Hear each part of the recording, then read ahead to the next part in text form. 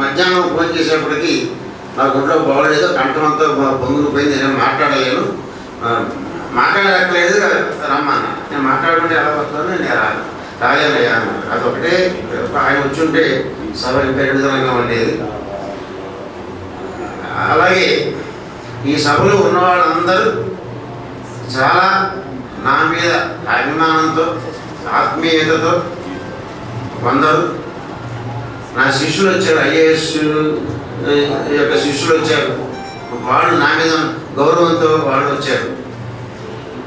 ఇంకా ఇక్కడ ఎదురుకుండా నాకు పాఠాలు చెప్పిన విమర్శగా నాకు స్ఫూర్తినిచ్చిన మా గురువు గారు చేకూరి రామారావు గారు ఉన్నారు. చేకూరి రామారావు గారికి ఖమ్మమే, ఆ ఖమ్మం దాశరథి గారిది ఖమ్మమే. కాబట్టి ఇక్కడ ఖమ్మం వాసి గారు నా గురువు గారు ఉండడం నాకు ఇంకా మా ఆనందం. ఇప్పుడే అనుకోకుండా ఖమ్మం చర్ల నుంచి అభిరాజు శ్రీనివాసరావు గారు, కృష్ణపాల్ గారు వాళ్ళు వచ్చారు. అంటే దాశరథి గారి యొక్క ఆత్మ అలా వాళ్ళందరినీ ఇక్కడ తీసుకొచ్చింది అని నాకు ఆనందంగా ఉంది. ఇంతమంది సభలో ఉన్నందుకు నిజంగా ఆయన ఇక్కడే ఉండి ఉంటారేమో అనేటువంటి ఒక గట్టి నమ్మకం ఒకటి నాకు ఈ సభను చూడగానే కలిగింది. సరే, ఇప్పుడు దాశరథి గారి మీద పుస్తకం రాయమని సిపి బ్రౌన్ అకాడమీ ఆయన మూర్తి గారు నాకు ఫోన్ చేశారు.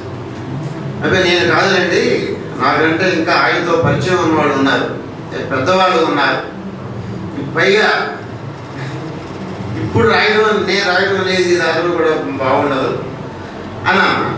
అయితే ఆలోచించండి, మీరే రాయాలని ఫోన్ పెట్టేశారు. మళ్ళా శ్రీరమణ గారు మళ్ళీ ఫోన్ చేశారు. ఇదేంటి నువ్వు అలా రావట కాదు, నువ్వే రాయాలి అని. మళ్ళా మూర్తి గారు ఫోన్ చేశారు. చేసి శ్రీరమణ గారు దాశరథి గారి కూతురు వచ్చారు, ఆవిడ లక్ష్మి గారు. ఇక నేను ఇద్దరు ముగ్గురిని అడిగితే మీరే ఆయనే బాగా రాస్తారు, ఆయన రాయించమన్నారు అన్నారు. ఇంకెంతమంది అన్న తర్వాత నేను ఇంకా నో అంటే బాగుంది పోయించట్టు. అందుకని అయితే ఇంతమంది నా మీద నమ్మకం ఉన్నప్పుడు నేను రాయగలను అని నేను ఈ పుస్తకాన్ని ప్రారంభించాను. ఇది నా జీవితంలో ఇది 43వ పుస్తకం. నా ఆత్మానందం, మహానందం, బ్రహ్మానందం ఏంటంటే నా మొట్టమొదటి కవితా సంపుటి హైదరాబాద్ శ్రీకృష్ణదేవరాయేంద్ర భాషాలయంలో 1978లో ఇప్పుడు దాశరథి గారే నా మొట్టమొదటి కవితా సంపుటిని ఆవిష్కరించారు. ఆవిష్కరిస్తే అది నా మిత్రుడు ఆచార్య తిరుమల ఉండేవాడు అని అమలాపురం నుండి తిరుమలకు ఫోన్ చేసి, అది నా కోరికయ్యా దాశరథి గారు నేను పద్యాలు అవి చదువుతున్నాను, మా నిజాము రాజు జన్మ జన్మాలు బూజు అని నేను మా స్టూడెంట్స్కి కోట్ చేస్తే వాళ్ళు మా ఆనందపడేవారు. అంటే ఆయన యొక్క పద్యాలని దాన్ని నేను కోట్ చేసి విద్యార్థుల దగ్గర నేను పేరు సంపాదించుకున్నాను. అటువంటి ఆయన చేతన ఆవిష్కరణ అంటే అప్పుడు ఆచార్య తిరుమల గారు నీకెందుకు నేను ఉన్నా కదా అని చెప్పి శ్రీకృష్ణదేవ పాఠశాలలో తీశారు.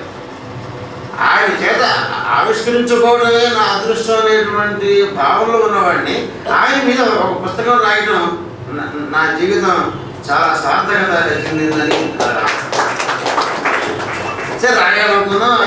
కానీ ఇందాక అని చెప్పి రమణాచార్య గారు ఆల్రెడీ అంతకుముందే తిరుమల శ్రీనివాసాచార్య గారికి పరిచయం ఉంది, కేంద్ర సాహిత్య అకాడమీకి రాశారు.